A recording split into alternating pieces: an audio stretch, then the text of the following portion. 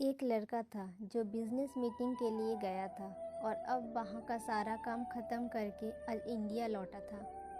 Rohan Mumbai airport पर इंतज़ार कर रहा था अपने ड्राइवर का, क्योंकि उसके ड्राइवर ने बोला था कि वो एयरपोर्ट पिक करने के लिए आने वाला है।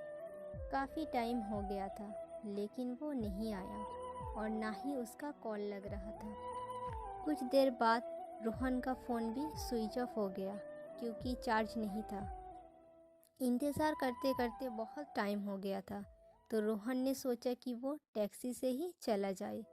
फिर वो अपना सारा सामान लेकर एयरपोर्ट से बाहर निकला और टैक्सी की राह देख रहा था कि कोई आए। तभी एक टैक्सी आने देख रोहन उसे हाथ दिखाकर रोका और जैसे ही बैठने गया तो एक लड़की दूसरे साइड से टैक्सी में बैठ गई। रोहन ने कहा कि ये टैक्सी उसने रोकी है तो वो बोली, तो क्या हुआ, बैठी तो मैं पहली ना, अब दूसरी टैक्सी ले लो। रोहन फिर उससे कहा कि आपको किस तरफ जाना है। उसने कहा, मैं कहीं भी जाऊँ, आपको उससे क्या मतलब। उसका ये सब सुन के रोहन को थोड़ा गुस्सा आने लगा। एक तो मैं कब से इंतज़ार कर रहा हूँ, ड्राइवर नहीं आया मेरा, और इधर मुझसे बहस कर रही हो। फिर रोहन भी टैक्सी में बैठ गया और बोला, भैया चलो। वो लड़की ज़्यादा कुछ नहीं बोली और आगे चल के उसका घर आ गया तो वो रोहन से पहले ही उतर गई और रोहन आगे निकल गया टैक्सी में। फिर जब रोहन को प्यास लगा तो वो पानी पीने के लिए पीछे वाले सीट से पानी की बोतल लेने गया तो देखा उधर एक छोटा सा हैंड पर्स था जिसमें एक पैन कार्ड, आधार कार्ड और एक छोटी सी डायरी थी। वो पर्स उस लड़की का था। रोहन ने ड्राइवर को बोला कि देखो, ये उस लड़की का पर्स इधर छूट गया, तुम इससे पुलिस स्टेशन में जाके जमा कर देना। फिर वो ड्राइवर बोलने लगा कि नहीं साहब, मैं नहीं पढ़ना चाहता ये पुलिस के चक्कर में। वो 10 सवाल पूछते हैं, बार बार पुलिस स्टेशन बुलाते हैं। मैं ठहरा एक ड्राइवर, दिन भर गाड़ी चला के कुछ पैसा कमाता हूँ। अगर पुलिस स्टेशन के ही चक्कर काटते रह गए तो खाऊंगा क्या। साहब, ये काम आप ही कर दो, आप पुलिस स्टेशन जाके जमा कर देना। ठीक है, मैं ही जिम्मेदार नागरिक होने के कारण ये तो कर ही सकता हूँ। और फिर रोहन का घर आ गया। रोहन ड्राइवर को उसका भाड़ा देकर उतर गया। रोहन के घर में रोहन के अलावा उसके मम्मी पापा रहते हैं। रोहन उनसे मिला, उनका हालचाल लिया और पूछा कि ड्राइवर क्यों नहीं आया एयरपोर्ट पर मुझे लेने।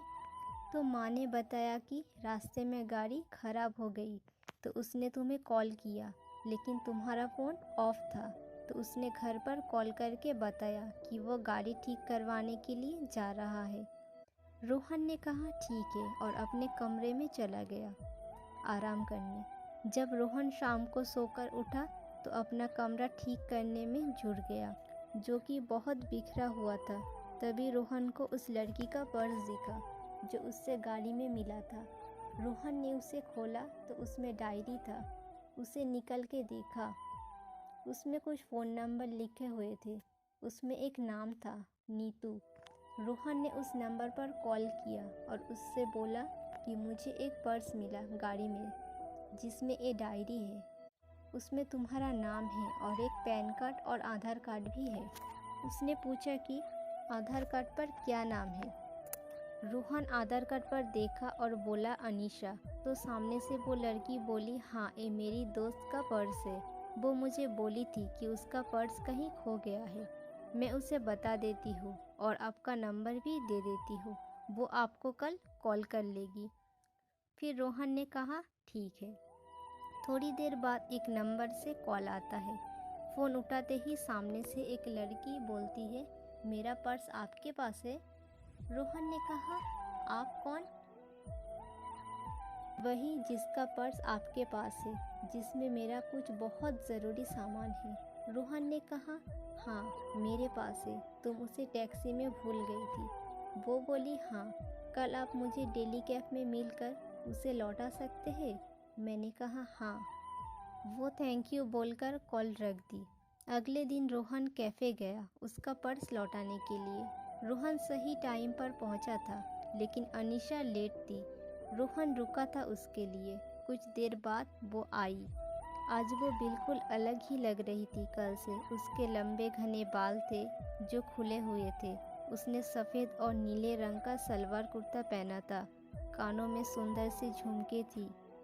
रोहन उसे बस देखता ही रह गया। वो धीरे धीरे रोहन की तरफ चली जा रही थी। रोहन का ध्यान ही नहीं रहा, वो उसे देखे ही जा रहा था। फिर वो बोली, हेलो, ध्यान कहाँ है आपका? मैं कुछ पूछ रही हूँ। तो रोहन जल्दी से उठ गया और बोला, हाँ आओ, मैं तुम्हारा ही वेट कर रहा था। वो बोली, हाँ सॉरी, मुझे थोड़ा लेट हो गया। रोहन बोला, कोई नहीं, ठीक है। फिर रोहन ने कहा, कॉफ़ी? वो बोली, सॉरी अभी नहीं, मैं थोड़ी जल्दी में हूँ। आप मेरा पर्स दे दो, मुझे जाना है। रोहन ने कहा, हाँ दे दूँगा, बैठ के कुछ बात तो कर सकते हैं। वो बोली, ज़रूर, लेकिन आज नहीं, फिर कभी। मैंने कहा, ठीक है, लेकिन याद रखना अपनी बात। अगली बार साथ में बैठकर कॉफ़ी पीना पड़ेगा। फिर मत कहना आज भी जल्दी में हूँ। वो बोली, हाँ, और चली गई। रोहन कुछ देर वहाँ रुका था और फिर ऑफिस चला गया। रोहन पूरी रात अनीशा के बारे में ही सोचता रहा। रोहन उसे भूल ही नहीं पा रहा था। रोहन को उसकी एक एक बात याद आ रही थी। अगले दिन रोहन के कुछ दोस्त मिले और वो उससे बोलने लगे कि चल आज पार्टी करते हैं। बहुत दिन हो गए हम दोस्तों ने साथ में पार्टी नहीं किया है। रोहन ने कहा, ठीक है, सब चल रहे हैं तो मैं भी चलता हूँ। फिर वो 5 दोस्त एक क्लब में गए। सब वहाँ बहुत नाचे, फिर थोड़ा ड्रिंक भी किया। तभी रोहन की नज़र एक लड़की पर गई जो लगातार बहुत ड्रिंक कर रही थी। रोहन ने ध्यान से देखा तो वो और कोई नहीं, अनीशा थी। आज वो बहुत ही अलग लग रही थी।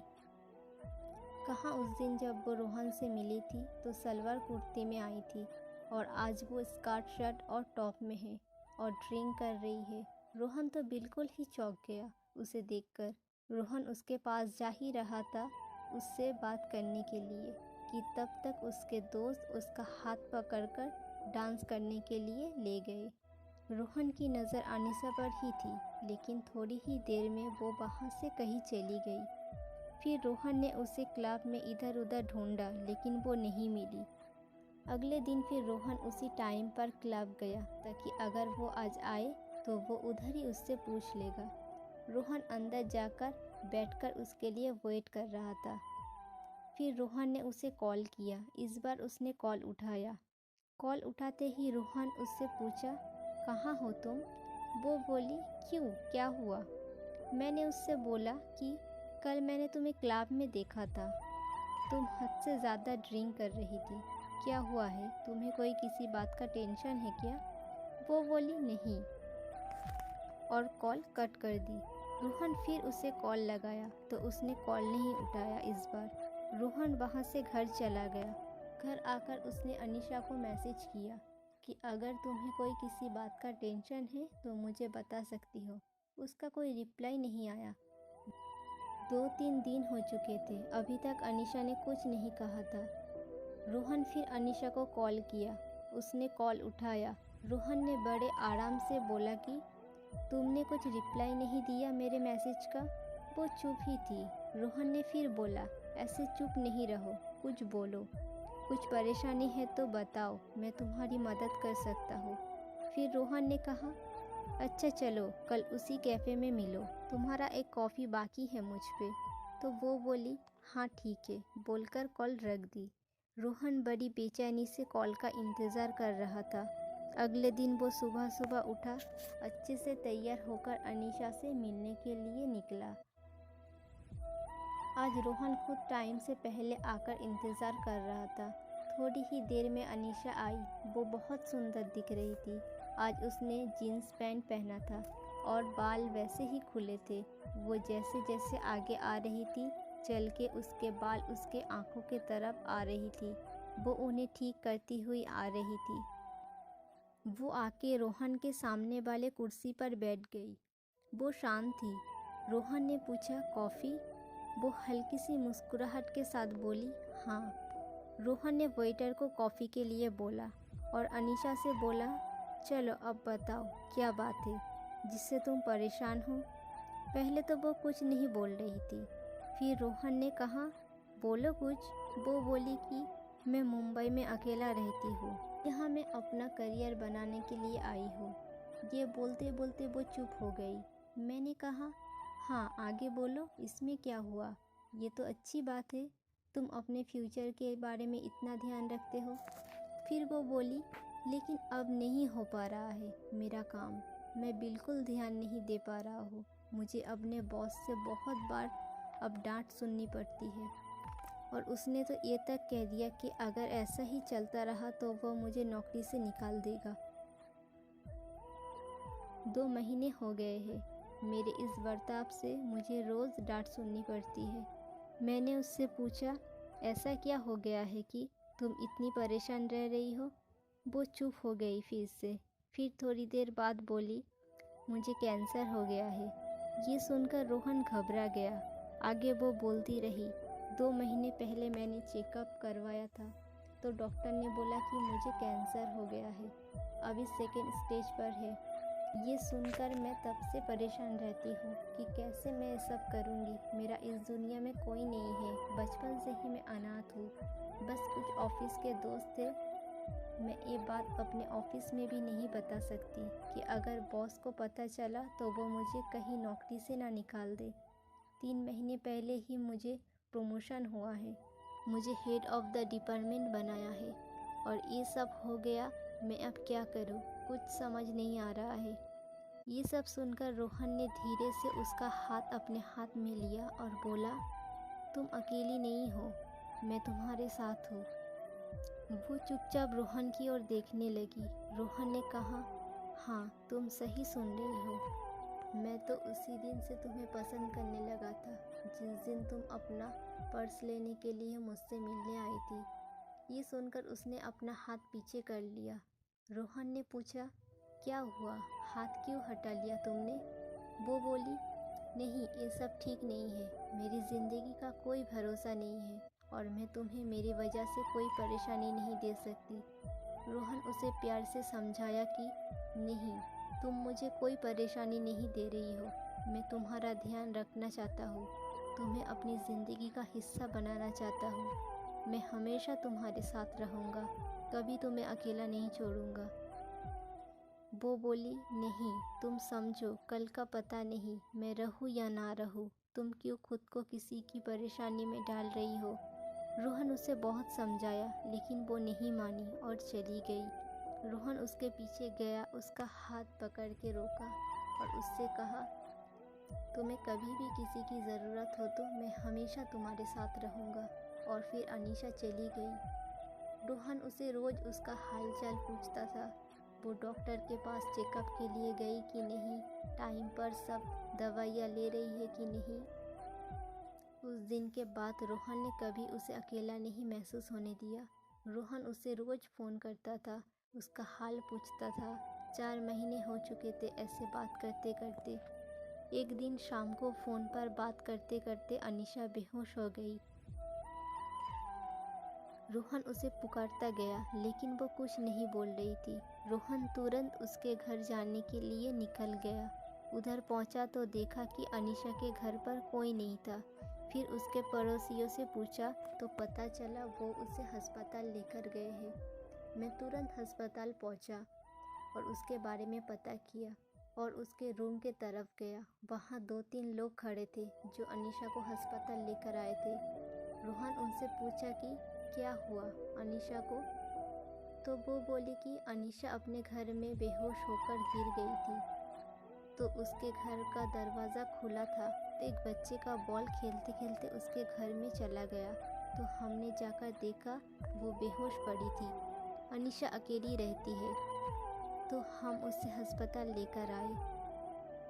तभी आईसीयू से एक डॉक्टर बाहर आए और बोली अनीशा की हालत ख़राब है, हमें उसका ऑपरेशन करना पड़ेगा। रोहन ने पूछा, ऑपरेशन के बाद अनीशा बिल्कुल ठीक हो जाएगी ना। डॉक्टर ने कहा, अभी कुछ बोल नहीं सकते। रोहन ने कहा, डॉक्टर आप ऑपरेशन की तैयारी कर लीजिए और पैसे की कोई फिक्र न करें। ये सुनकर डॉक्टर चले गए। पूरे 5 घंटे बाद ऑपरेशन रूम से डॉक्टर बाहर आए। रोहन जल्दी से डॉक्टर के पास गया और पूछा, अनीशा कैसी है? डॉक्टर ने कहा, ऑपरेशन सक्सेसफुल हुआ, घबराने की कोई बात नहीं है। रोहन की जान में जान आई। उसने पूछा, क्या मैं अनीशा से मिल सकता हूँ? डॉक्टर ने कहा, अभी नहीं, कुछ देर बाद। रोहन ने कहा, ठीक है। फिर रोहन बाद में अनीशा से मिला।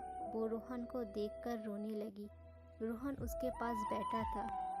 उसने कहा कि बोला था ना मैंने, मैं हमेशा तुम्हारे साथ रहूँगा। ये सुनकर अनीशा और रोने लगी। रोहन उसे चुप कराए और कहा, अभी अभी तुम्हारा ऑपरेशन हुआ है, ऐसे में तुम्हें रोना नहीं चाहिए। हम दोनों बहुत देर तक एक दूसरे का हाथ पकड़ कर बैठे थे। फिर वो दोनों घर आए। रोहन उसका बहुत ध्यान रखता था। रोहन ने अनीशा के बारे में अपने घर वालों को बता दिया था, तो अब वो अनीशा के साथ ही रहता था, उसका ध्यान रखता था। जब अनीशा पूरी तरह से ठीक हो गई, तब दोनों ने शादी कर ली और हमेशा के लिए दोनों एक साथ हो गए।